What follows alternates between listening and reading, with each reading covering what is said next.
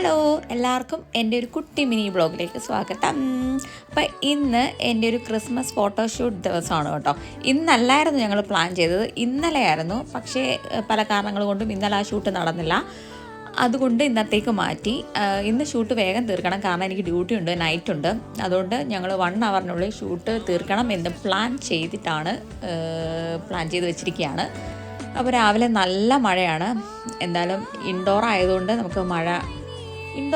മഴ പ്രശ്നമില്ലല്ലോ. എനിക്ക് ഏറ്റവും കൂടുതൽ സമയം എടുക്കുന്നത് മുടി കെട്ടാനാട്ടോ. എത്ര തവണ മുടി കിട്ടിയാലും എനിക്കിത് മാച്ചല്ല എന്ന് തോന്നി ഞാൻ ഒത്തിരി സമയം എടുക്കും. അങ്ങനെ റെഡിയായി ഇറങ്ങിയപ്പോഴത്തേക്ക് നല്ല മഴയായിരുന്നു.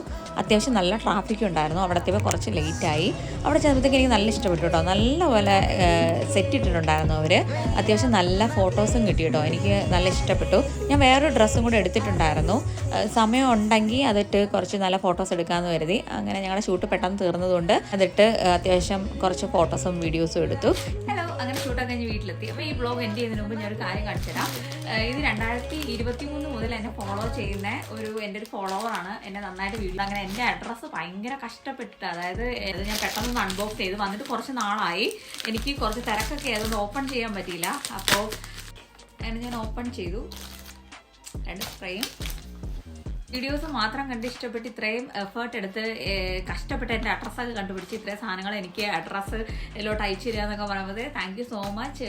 സോഷ്യൽ മീഡിയയിൽ എനിക്ക് ഒത്തിരി നല്ല കാര്യങ്ങളൊക്കെ ഉണ്ടായിട്ടുണ്ട്. കുറേ നല്ല ഫ്രണ്ട്സിനെ കിട്ടിയിട്ടുണ്ട്, കുറേ നല്ല കോൺടാക്ട്സ് കിട്ടിയിട്ടുണ്ട്, കുറേ നല്ല ഓപ്പർച്യൂണിറ്റീസ് കിട്ടിയിട്ടുണ്ട്. ഒരിക്കൽ കൂടി എനിക്ക് ഗിഫ്റ്റ് അയച്ച ആൾക്ക് താങ്ക് യു സോ മച്ച്. അപ്പം ഞാൻ മെൻഷൻ ചെയ്യുന്നില്ല, ഗിഫ്റ്റ് ഒന്നും അയക്കാൻ നിൽക്കരുത്.